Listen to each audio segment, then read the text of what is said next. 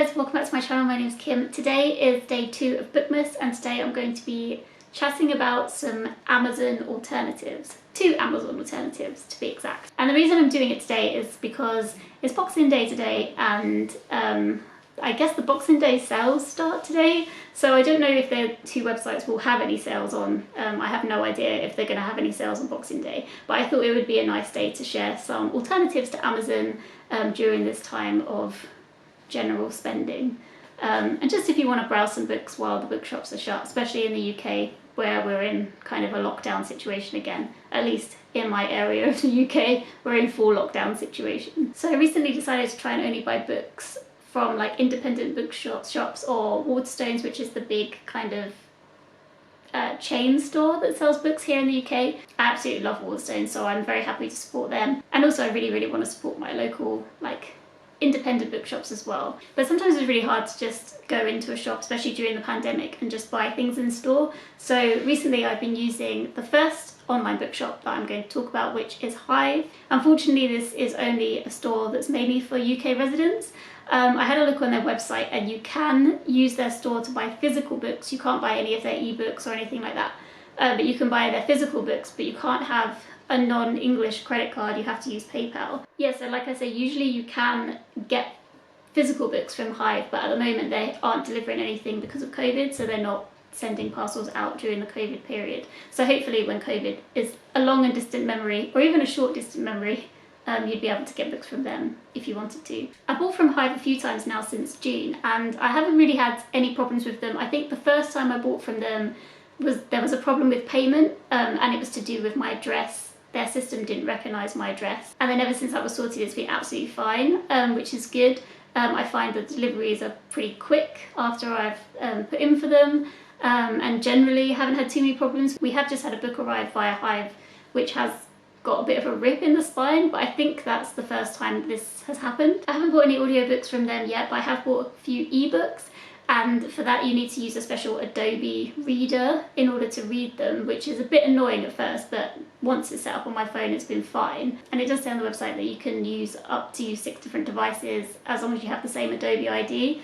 I haven't really played around with that too much. I generally just have it either on my computer or on my phone, so only like 2 devices. Yeah, so the reason that I'm talking about this one and about the next online store as well is because the website donates a percentage of the profits to independent bookshops, and so specifically for Hive you can kind of choose your bookshop that you want to kind of donate to after you've purchased. So it kind of automatically by your address comes up with a few different options of bookshops depending on how many bookshops there are in your area, I guess.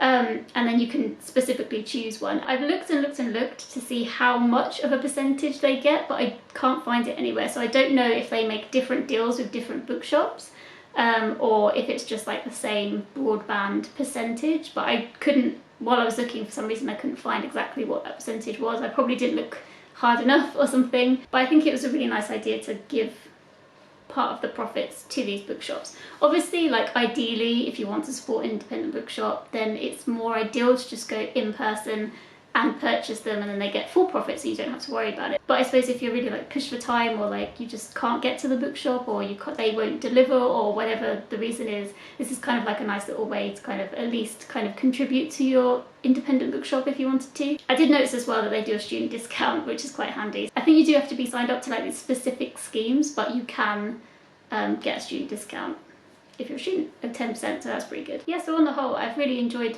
using them so far, and I will probably continue to use them. Generally, I haven't had much of a problem finding books on that website, which is quite good. There is one book that I can't get on there at the moment, which is actually one for the ex-book club that Hannah and I both kind of run, which is kind of frustrating. I don't know why it's not on there. I think maybe I assumed it was a bigger book than it is.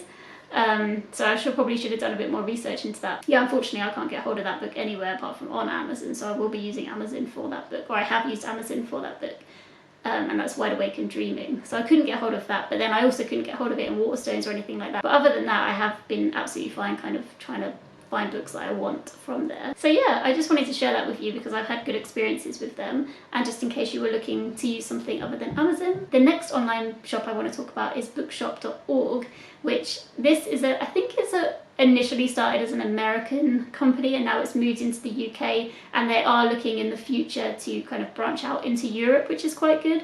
I think it's that way around, and I haven't bought from them yet, so I can't say kind of what I think about shipping or anything like that. But they too donate to local bookshops, which is cool. And they also have this partner thing where I think if you're a bookshop and you partner with the website, then you will get 30% of the profits and not only 10% of the profits. Yeah, it was a bit, I looked for ages on the rules to that, and I couldn't really decipher it out properly. But I think it's like if you have your own proper bookshop and then you also kind of partner with them and have your own bookshop.org page, then you will get 30% of the profits. And I did read somewhere that 30% of the profits is like the profits that they would make anyway, so it sounds like all the profits would then go to the independent bookshop. I think what I'll be doing in the future is contacting like bookshops and just seeing if they actually do get all of the profits, or if they only get 10% of the profit, or if, you know, because obviously they probably prefer you to just come in the store, but like how kind of beneficial it is to them anyway.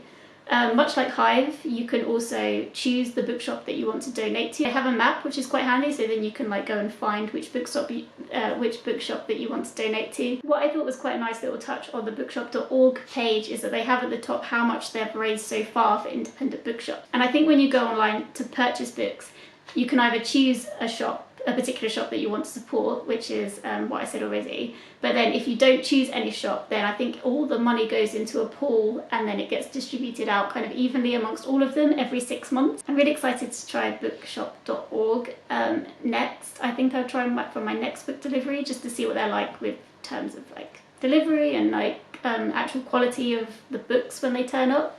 Because I find like, I don't know if other people find this, but I find with Amazon, a lot of the time when books turn up, they're like scuffed or bent, or like, I don't know, they're not well looked after, because presumably they've got such a huge volume of stuff that books just get shoved in corners in warehouses and then get knocked around and stuff like that. And I am annoyingly one of those people that likes to keep my books as pristine as possible. I don't mind. Some books I will bend and like break around and write in and stuff like that. Generally like more sciencey books or like non-fiction books, but then any kind of fiction books that I want to have like on my shelves as like a nice library, I like them to be pretty pristine. So it really disappoints me when they turn up and they're like a bit scuffed.